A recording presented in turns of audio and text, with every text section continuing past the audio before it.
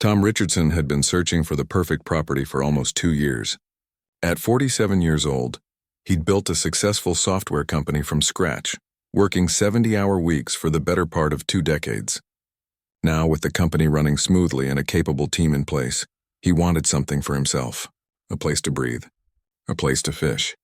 A place where the only deadline was sunset. When his realtor showed him the 50-acre ranch property outside Austin, he knew immediately it was the one. Rolling hills, ancient oak trees, and best of all, a private lake right on the property. The water sparkled in the afternoon sun, and Tom could already picture himself casting a line from the shore on lazy Saturday mornings. The lake is about 8 acres, his realtor explained, walking him down to the water's edge. Crystal clear spring-fed water. You've got bass, catfish, even some crappie in there. Tom signed the papers 3 weeks later. The price was steep, but he'd worked hard for this. He deserved it. The property came with a modest ranch house that needed some work, but Tom didn't mind. He was handy enough, and besides, he was more excited about the lake than anything else. The weekend after closing, Tom hitched up his fishing boat to his truck. It wasn't anything fancy, just a 20-foot bass boat he'd owned since his early 30s. The hull had a few scratches and the seats were sun-faded, but it ran perfectly. He'd caught some of his best fish from that boat, and he'd had some of his clearest thoughts out on the water. That boat had been with him through a divorce, through building his business, through his dad's funeral. It was more than just a boat. He pulled up to his new property around 9 in the morning, feeling genuinely excited for the first time in months. The air smelled like cedar and wildflowers. Birds were singing. It was perfect. He backed the trailer down to the lake's edge, unhooked the boat, and within 20 minutes he was floating peacefully in the middle of his own private lake.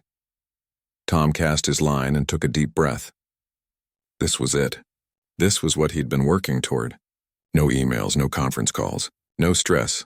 Just him, the water, and maybe a fish or two.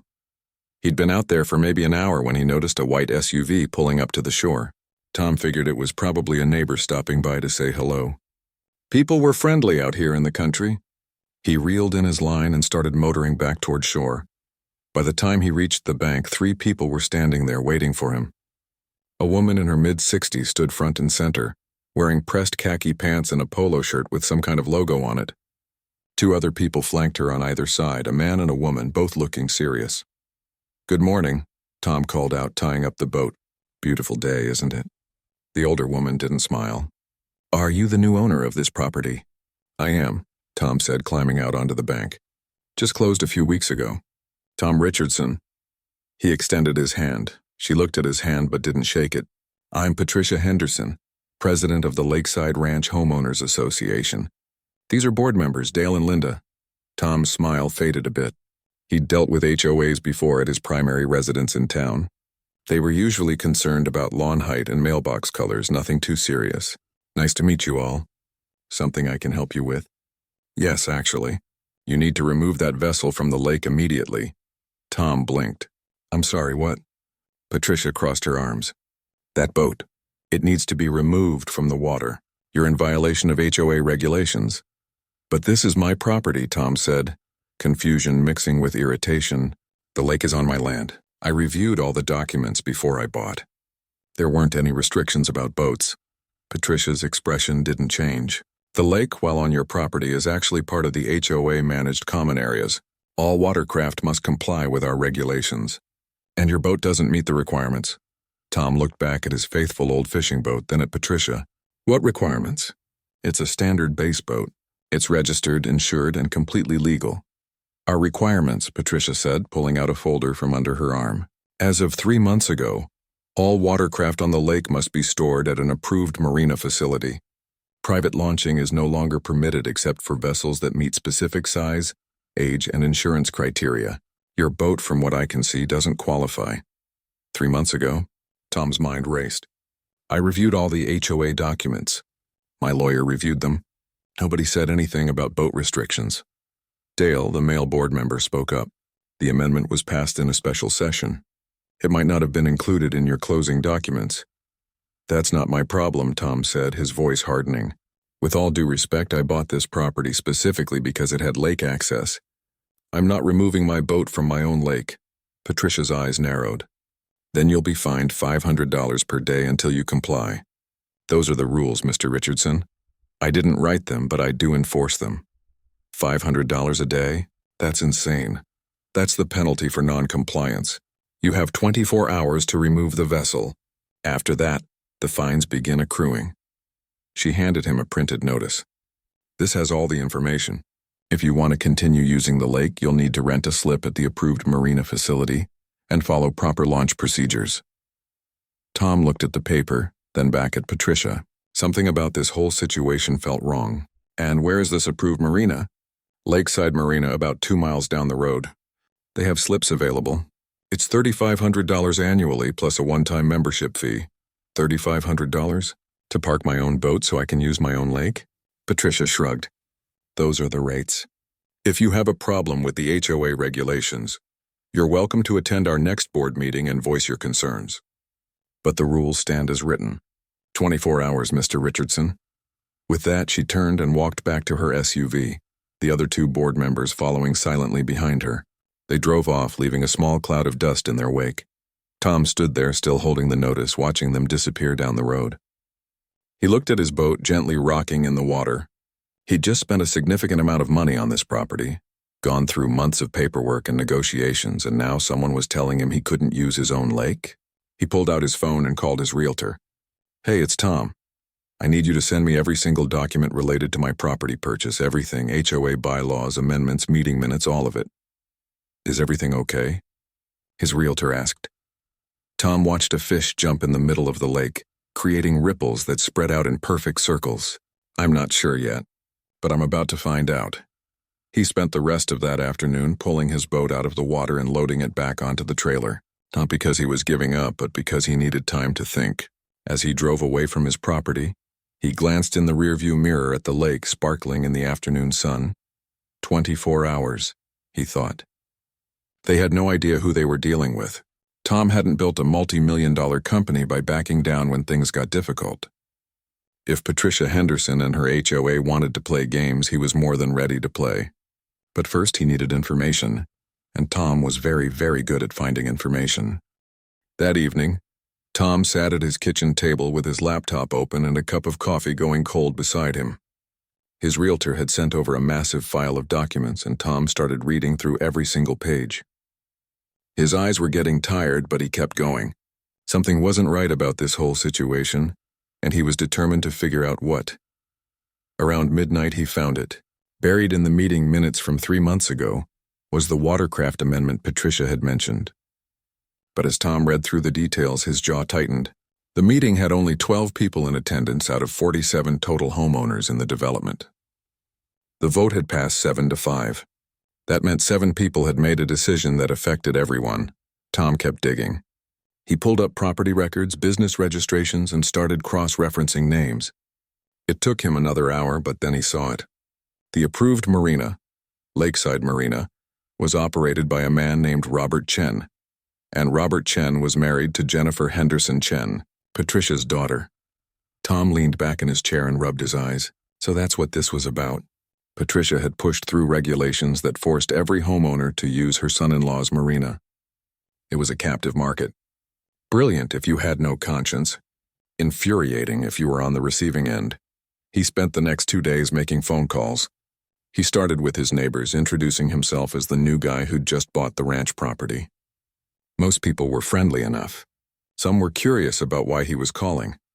I'm just trying to understand these new boat regulations, Tom would say. Were you at the meeting when they voted on it? Most people hadn't been there.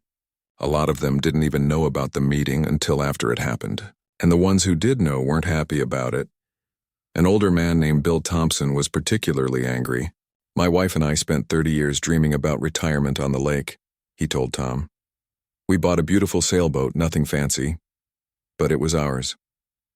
We couldn't afford the marina fees, so we had to sell it. Broke my wife's heart. Tom talked to at least 15 neighbors over those 2 days. The story was always similar. People felt blindsided. They felt powerless. The HOA had always been manageable before, but ever since Patricia took over as president 2 years ago, things had changed. Rules got stricter. Fees went up. And anyone who complained got targeted with violation notices for minor, things like grass being half an inch too tall or trash cans being visible from the street. She runs that HOA like it's her personal kingdom, one woman told Tom. We're all just too tired to fight it. On the third day, Tom got a visit he wasn't expecting. He was working in his garage when a sheriff's patrol car pulled up his driveway. 2 officers got out and Tom's stomach dropped. He'd been a law-abiding citizen his entire life. Seeing police at your door was never a good feeling. Good afternoon, the older officer said. Are you Tom Richardson? I am. Is there a problem, officer? We received a complaint about an illegal vessel on the property. We're required to follow up. Tom felt his face get hot. Let me guess. Patricia Henderson called you. The younger officer glanced at his partner. We can't disclose who made the complaint, sir, but we do need to verify the situation. Tom took a breath and tried to stay calm. Officers, my boat is currently on a trailer in my garage. It's not in the water. It's registered, insured, and completely legal. This is a civil HOA dispute, not a criminal matter. The older officer nodded. We understand that, Mr. Richardson, and between you and me, we deal with HOA complaints all the time. Most of them shouldn't involve law enforcement at all, but we have to respond when someone calls. They looked around, confirmed the boat was indeed on a trailer in the garage, and made notes on their report. As they were leaving, the older officer stopped and turned back. For what it's worth, he said quietly, you might want to get a lawyer involved. HOAs can be tricky, and this one seems particularly aggressive. Just some friendly advice.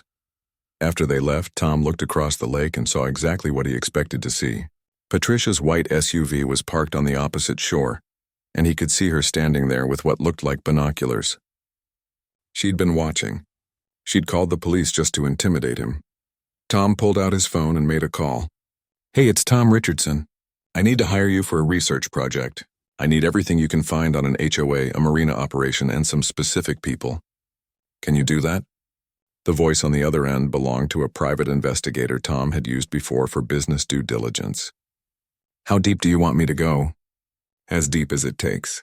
I want financial records, business connections, property ownership, everything that's public record, and I need it fast. Give me a week. You've got 4 days. Tom spent those 4 days being the model neighbor and HOA member. He mowed his lawn to exactly the right height. He attended an HOA meeting and sat quietly in the back taking notes. He even volunteered to help with a community cleanup event, where he worked alongside some of his neighbors and learned even more about how things really worked in this community. Patricia seemed pleased at the meeting. She probably thought she'd broken him. She made a point of acknowledging him from the front of the room. I'd like to welcome our newest member, Mr. Richardson. I'm glad to see he's decided to be a productive part of our community. Tom just smiled and nodded. Let her think she'd won. On the 4th day, the investigator called. You're going to want to see this in person. Can you meet me? They met at a coffee shop halfway between Austin and Tom's property. The investigator, a former FBI agent named Rodriguez, slid a thick folder across the table. Your HOA president has been busy, Rodriguez said. The marina her son-in-law runs doesn't actually belong to him. He's leasing it from a company called Lakeshore Holdings. They own 3 marinas in this area, and they're in serious financial trouble. Debt, declining revenue, the whole 9 yards. Tom opened the folder and started reading. How serious? Bankruptcy serious. They've been quietly looking for a buyer for the past 6 months. They're trying to keep it under wraps because they don't want to panic their current clients or lose more business. How much are they asking? The initial asking price was $5.8 million for all 3 properties. But I talked to a commercial real estate contact, and he thinks they'd take a lot less at this point. They're desperate. Tom kept reading. The financial statements were brutal. The company was hemorrhaging money. Rodriguez continued. Here's something else interesting. The original developer of your ranch community retained ownership of all commercial properties in the area when they sold off the residential lots. There's a clause in the original development agreement that gives adjacent landowners first right of refusal if any commercial property goes up for sale. That includes the marina. Was I notified when the marina company started looking for buyers? That's the thing. Nobody was. The HOA certainly didn't inform the homeowners, even though they're the ones most affected by who owns and operates that marina. Tom closed the folder and looked at Rodriguez. Can you set up a meeting with Lakeshore Holdings? I want to talk to them directly. Are you thinking what I think you're thinking? Tom smiled. Patricia Henderson wanted to play games with regulations and monopolies. Let's see how she likes it when someone who actually knows how to play the game gets involved. Rodriguez laughed. I'll make the call. But Tom, buying a marina company just to win an HOA dispute seems a bit extreme. It's not about winning a dispute, Tom said, looking out the window toward the direction of his property. It's about making sure people like Bill Thompson can enjoy their retirement the way they planned. It's about stopping someone who's abusing power just because they can. And honestly, it might be a decent investment if it's managed properly. When do you want the meeting? Tomorrow, if possible. And Rodriguez, I need this kept completely confidential. Nobody can know I'm interested in buying until after it's done. Understood. Tom drove home that evening with his mind racing. He'd started this week just wanting to fish in peace on his own property. Now he was planning to buy a marina company. Life had a funny way of taking unexpected turns. As he pulled into his driveway, he saw Patricia's SUV drive past slowly. She was still watching. Still thinking she had all the control, she had no idea what was coming. The meeting with Lakeshore Holdings took place in a glass-walled conference room in downtown Houston. Tom arrived 15 minutes early, wearing a suit and carrying a leather portfolio. 3 executives from Lakeshore were already there, looking tired and stressed. They clearly weren't having a good year. The CEO, a man in his late 50s named Greg Walker, got straight to the point. Mr. Richardson, we appreciate your interest in our properties. I understand from your representative that you're looking to acquire all 3 of our marina locations? Tom nodded. That's correct. I've reviewed the financial statements you provided, and I'm prepared to make an offer today if we can reach terms that work for both of us. Greg and his colleagues exchanged glances. They looked surprised. Most potential buyers wanted weeks or months of negotiations. Tom had been in enough business deals to know that when someone was desperate, speed was valuable. Our asking price for all 3 properties is $5.8 million, Greg said, sliding a document across the table. That includes all equipment, existing contracts, and the property leases. Tom looked at the document but didn't touch it. I'm aware of your asking price. I'm also aware that you're 3 months away from bankruptcy. Your revenue has dropped 40% over the past 2 years. You're carrying $2.3 million in debt, and you've lost several major clients in the past 6 months. The room went silent. Greg's face reddened slightly, but he didn't deny anything. I'm not trying to insult you, Tom continued. I'm just being honest about where we are. You need a buyer and you need one fast. I'm prepared to offer you $4.2 million all cash with closing in 30 days. That gives you enough to pay off your debts, take care of your employees, and walk away with something in your pocket. 4.2 is significantly below our asking price, one of the other executives said. It is, Tom agreed, but it's a real offer with real money and a real timeline. How many other offers do you have on the table right now? Another silence. Greg leaned back in his chair and rubbed his forehead. What else? I have 2 conditions. First, this sale stays completely confidential until after closing. No announcements, no leaks, nothing. Second, there's a current leaseholder at your lakeside marina location, Robert Chen. His lease expires in 45 days. I want confirmation that you'll provide him with proper notice as required under his contract, but not a day earlier than required. Why the secrecy? Greg asked. Personal reasons. Do we have a deal or not? Greg looked at his colleagues. They had a whispered conversation for about 3 minutes. Finally, Greg turned back to Tom. We need to discuss this with our board and our attorneys. Can you give us 24 hours? You've got 12, Tom said, standing up. After that, the offer drops to $4 million. I have other investments to consider, and this needs to move quickly or not at all. Tom walked out of that conference room knowing they'd accept. They had no choice. A drowning man doesn't negotiate with the lifeguard. 8 hours later, his phone rang. It was Greg. We accept your terms. Our attorneys will start drawing up the paperwork tomorrow. Excellent, Tom said. I'll have my legal team coordinate with yours. And remember, complete confidentiality until closing. Over the next 30 days, Tom became a ghost. He continued playing the obedient HOA member. He showed up at another community meeting, volunteered to help with a neighborhood watch program, and even joined one of Patricia's committees for lake beautification. She seemed genuinely pleased that he'd learned his place, as she put it during one meeting. Behind the scenes, Tom was working 16-hour days. He had lawyers reviewing every page of the marina contracts. He had accountants analyzing the financial records. He had Rodriguez continuing to dig into HOA records and finding more questionable expenses and decisions. Tom discovered that Patricia had been directing HOA funds to maintenance, contractors who charged double the market rate. Turned out those contractors were owned by her nephew. She'd approved a new security system for the neighborhood that cost $80,000 when comparable systems ran about $30,000. The security company was owned by her brother-in-law. It wasn't technically illegal, but it was definitely unethical. And it was exactly the kind of thing that would make homeowners very, very angry if they knew about it. Tom also spent time talking to more neighbors.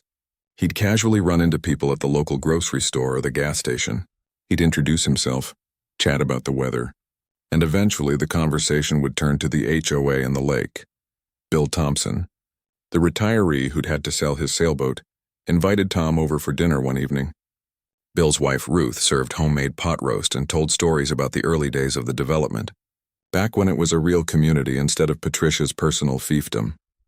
"We used to have potlucks down by the lake," Ruth said, her eyes distant with memory. "Everyone would bring their boats out and we'd spend the whole day on the water. The kids would swim, the adults would fish and talk. It was beautiful. What changed?" Tom asked. Bill shook his head. "Patricia happened. She moved here about 5 years ago and immediately got herself elected to the HOA board. Within a year, she was president. Rules started changing. Fees went up. The whole feel of the community shifted. People stopped gathering because they were afraid of violating some new regulation. We tried to fight the boat restrictions," Ruth added. "About 20 of us showed up at the meeting to vote against it. But Patricia had already secured enough proxy votes from people who couldn't attend. It was a done deal before we even got there." Tom made mental notes of everything they told him. This wasn't just about him anymore. This was about fixing something that had been broken for too long. On day 29, Tom received the call he'd been waiting for. "We're clear to close tomorrow," his attorney said. "All documents are signed, all conditions are met. Once the wire transfer goes through, you'll officially own Lakeshore Holdings and all 3 marinas." That night, Tom couldn't sleep.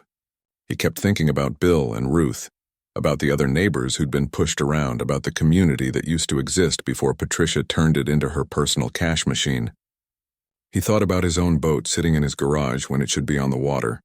The next morning, Tom arrived at his attorney's office at 8. By noon, the wire transfer was complete. By 3, all the paperwork was filed. Tom Richardson now owned 3 marinas, including the one that serviced his community. His attorney shook his hand. "Congratulations. You're now in the marina business." "Not for long," Tom said. "I've got other plans." "What's your first move?" Tom checked his watch. "In about 2 hours, Robert Chen is going to receive notice that his lease is being terminated in accordance with the terms of his contract. He'll probably call Patricia immediately. By this evening, she'll call an emergency HOA meeting." "And then what?" Tom smiled. "And then we see how someone who's used to having all the power reacts when they suddenly have none." He drove home, changed into jeans and a t-shirt, and waited. At exactly 5:30, his phone started buzzing with messages. The emergency HOA meeting had been called for tomorrow night. The message said it was regarding urgent marina-related business matters. Tom sent a simple reply confirming he'd attend. That evening, he sat on his back porch, looking out at the lake. The sun was setting, painting the water in shades of orange and gold. Somewhere out there, Patricia was probably panicking, trying to figure out what happened and how to fix it. Tom raised his beer in a silent toast to the lake. "Tomorrow's going to be interesting," he said to no one in particular. His phone buzzed again. It was a text from Bill Thompson. "Did you hear about the emergency meeting? Something about the marina. Hope everything's okay." Tom typed back, "I heard. See you there." He didn't add that everything was about to be a lot more than okay. Let that be a surprise. The community center was packed. Tom had never seen this many people at an HOA meeting before. Usually these things had maybe 15 or 20 attendees. Tonight there had to be at least 60 people crammed into the room, and more were standing in the hallway outside. Word had spread fast. The marina situation had people worried. For most of the homeowners, that marina wasn't just a convenience. It was their only option if they wanted to use the lake at all. If something happened to it, they'd be stuck paying the HOA fees for lake access they couldn't actually access. Tom arrived early and took a seat in the back row. He wanted to watch how this played out. Patricia was at the front table with Dale and Linda, the same board members who'd accompanied her that first day at his property. She looked stressed. Her usual perfect composure was cracking around the edges. Bill and Ruth Thompson came in and spotted Tom. They sat down next to him. "Quite a turnout," Bill whispered. "People are nervous. What have you heard?" Tom asked quietly. "Just rumors. Something about the marina changing ownership. Nobody seems to know the details." Patricia called the meeting to order and the room went silent. She cleared her throat twice before speaking. "Thank you all for coming on short notice. I know many of you are concerned about the situation with Lakeside Marina. I want to assure everyone that the HOA board is working to understand the situation and protect the interests of our community." A hand shot up in the middle of the room. "What situation? What's going on with the marina?" Patricia's jaw tightened. The company that owns the marina, Lakeshore Holdings, has apparently been sold. The new owner has informed Robert Chen that his lease will not be renewed. We were not consulted about this sale, and we were not given any advance notice. The room erupted in worried conversation. People were talking over each other, asking questions, expressing concerns. What does this mean for our boat slips? Are we going to lose access to the lake? Who bought the company? Patricia held up her hand for silence. "We don't know who the buyer is yet. They've been operating through attorneys and haven't revealed their identity. What we do know is that this is a clear attempt to disrupt our community and undermine the systems we've put in place for everyone's benefit." Tom almost laughed at that. Systems for everyone's benefit. That was one way to describe a monopoly that forced people to pay inflated prices to her son-in-law. "What are we going to do?" Someone called out. "The board is exploring our legal options," Patricia said. "We may need to file an injunction to prevent the new owner from making changes until we can negotiate terms that protect our community's interests. However, this will likely require special assessments to cover legal fees." More worried murmurs. Nobody wanted to pay more fees. Tom raised his hand. Patricia's eyes locked onto him, and for a second, he saw something like fear flash across her face. She knew, she had to know it was him. But she couldn't prove it yet. "Yes, Mr. Richardson." Tom stood up so everyone could see him. "I have a question. When the original regulations were passed requiring everyone to use the approved marina, were homeowners informed that the operator was related to you?" The room went completely silent. You could have heard a pin drop. Patricia's face turned red. "That's not relevant to tonight's discussion." "I think it is," Tom said calmly. "Because if people are going to be asked to pay special assessments for legal action, they should understand the full context. Robert Chen, who operates the marina, is married to your daughter. The regulations that forced everyone to use his marina were passed with only 12 homeowners present. That seems like information people should have had." People started looking at each other. Some pulled out their phones, probably looking up whether what Tom was saying was true. "This is not the time or place for unfounded accusations," Patricia snapped. "They're not unfounded," Tom replied. "They're public record. Marriage licenses are public record. HOA meeting minutes are public record. Business registrations are public record. I'm happy to provide documentation to anyone who wants it." Bill Thompson stood up next to Tom. "I'd like to see that documentation. Because if what he's saying is true, that changes everything." Other people started standing. The mood in the room was shifting, and Patricia could feel it. "This meeting is about the marina situation," she said, her voice rising. "Not about baseless conspiracy theories." "It's not a conspiracy theory," Tom said. He pulled out his phone and brought up a file. "I've spent the past month researching HOA expenditures. Would the community like to know that the maintenance contractor we've been using, who charges us significantly above market rates, is owned by your nephew, or that the security system that cost us $80,000 was installed by a company owned by your brother-in-law, when comparable systems cost less than half that?" The room exploded. People were shouting questions, demanding answers. Patricia was trying to regain control, but she'd lost it. The carefully constructed authority she'd built over years was crumbling in real time. Tom remained standing, calm in the middle of the chaos. He waited for the noise to die down a bit, then spoke again. "I'd like to make a motion," he said. "I move that we immediately suspend all HOA enforcement actions, pending a full independent audit of the past 3 years of HOA finances and decisions." I also move that we schedule a special election within 60 days to fill all board positions. You can't make that motion, Patricia said desperately. You're not even on the board. Actually, Tom said, pulling out a copy of the HOA bylaws. According to Section 12, Paragraph 4, any homeowner in good standing can make a motion at an open meeting. It requires a second and a majority vote. So I'll ask again. Do I have a second? At least 20 hands went up. I second the motion, Bill Thompson said loudly. All in favor? Tom asked. A forest of hands went up. Tom did a quick count. At least 45 out of 60-some people. Motion passes, Tom said. He looked directly at Patricia. The homeowners have spoken. Patricia gathered her papers with shaking hands. This meeting is adjourned. One more thing, Tom said before she could leave. I think everyone here deserves to know who bought the marina company. The room went silent again. Everyone was staring at Tom now. It was me, Tom said simply. I'm the new owner of Lakeshore Holdings. I bought it because I was tired of watching good people get pushed around. I bought it because Bill and Ruth Thompson shouldn't have had to sell their sailboat. I bought it because a community like this deserves better than what it's been getting. The silence lasted for maybe 3 seconds, and then the room erupted again, but this time it was different. People were asking him questions, wanting to know his plans, expressing relief, some even clapping. Patricia pushed her way through the crowd and left without another word. Dale and Linda followed her, looking shell-shocked. Tom spent the next 2 hours talking to his neighbors.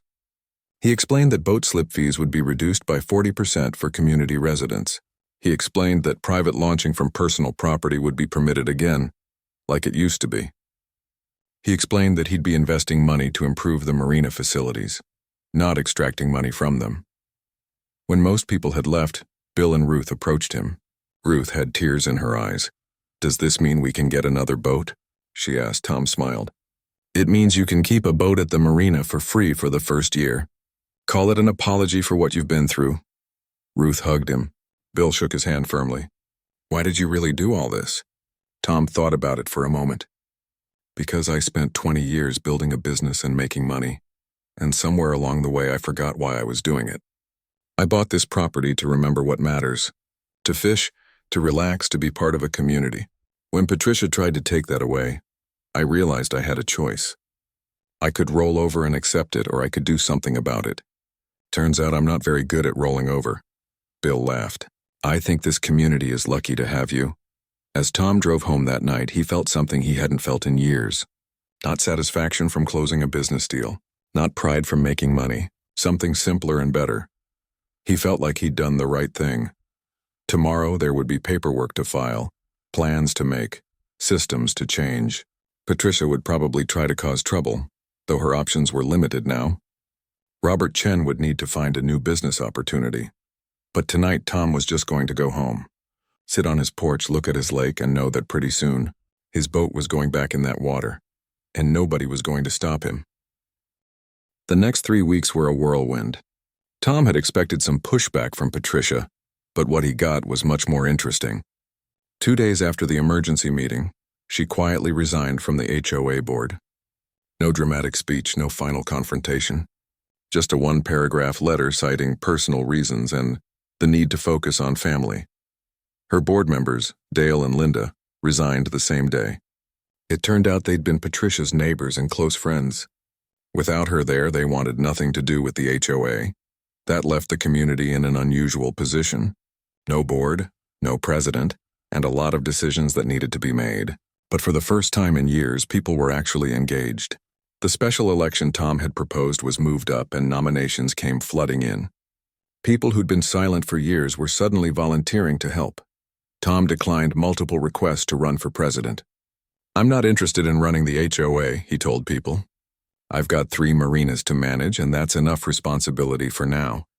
Instead, Bill Thompson was elected president in a landslide.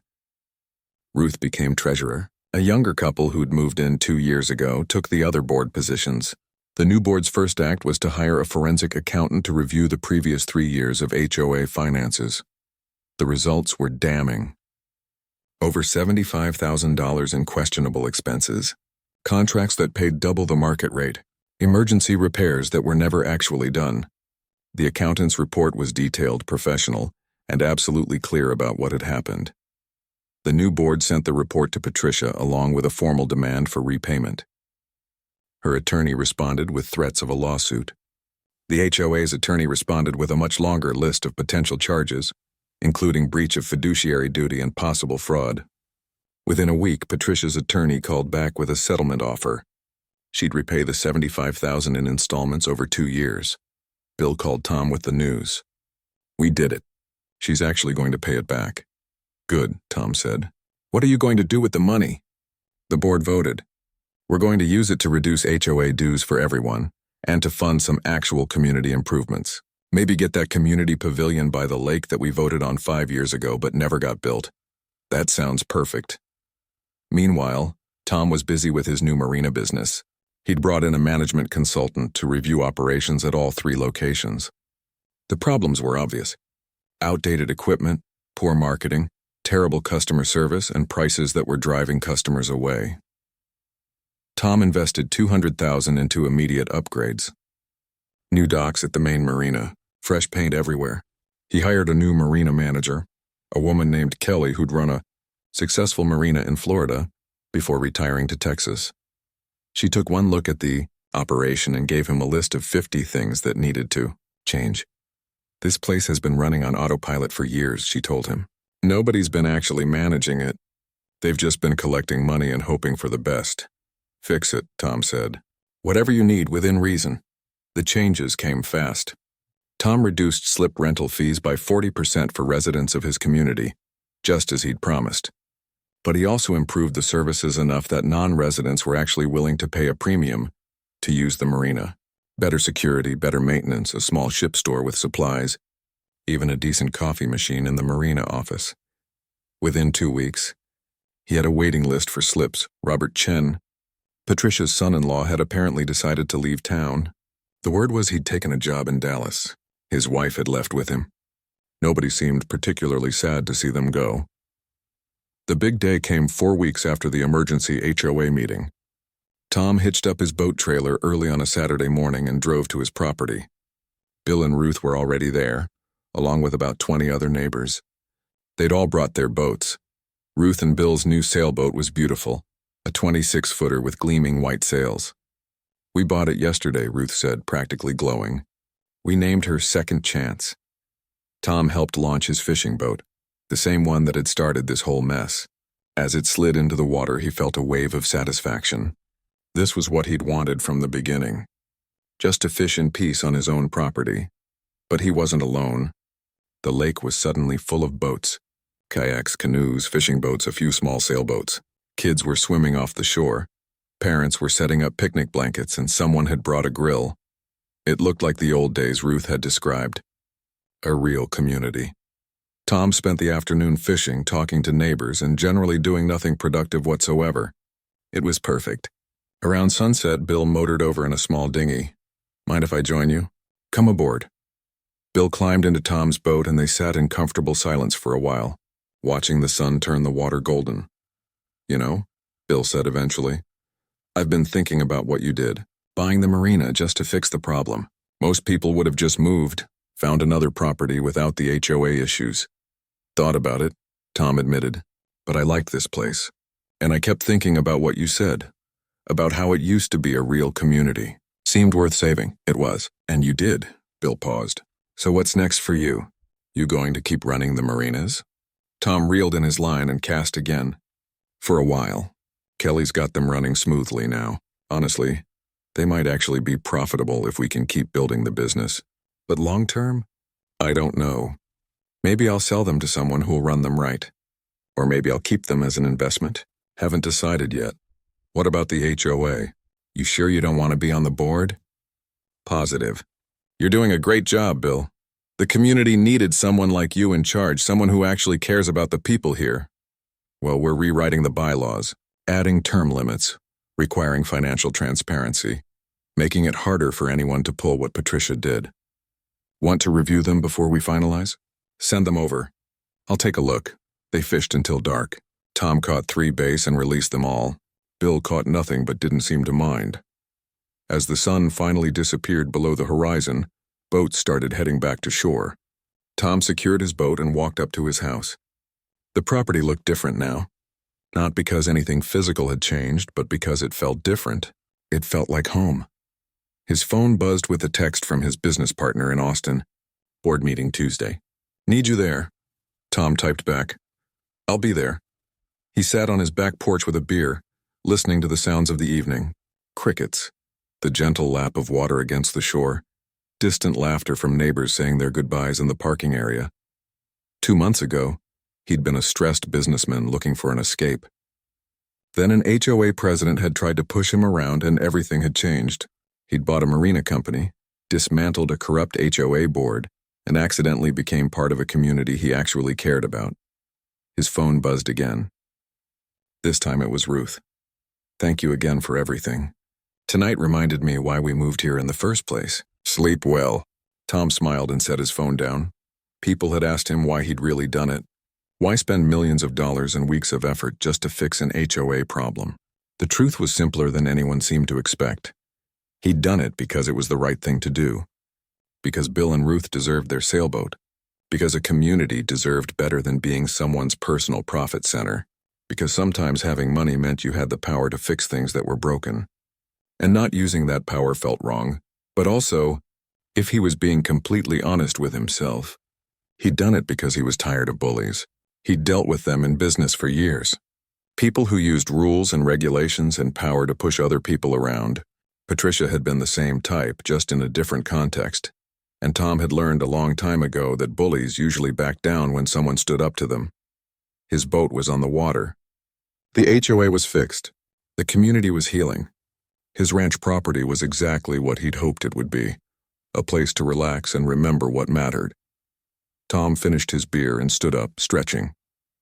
Tomorrow he'd probably go fishing again. Maybe he'd invite some neighbors. Maybe he'd just go alone. Either way, nobody was going to call the cops on him. He smiled at that thought as he headed inside. Sometimes the best victories were the simple ones. The right to park your boat on your own property. The freedom to fish without harassment. A community where people actually looked out for each other. Patricia had tried to take that away, thinking she had all the power. She'd learned the hard way that power and control weren't the same thing. You could control people with rules and threats for a while, but real power came from actually helping people and building something worth being part of. Tom locked his door and turned off the lights. Through the window he could see the lake reflecting moonlight. It was going to be a good summer.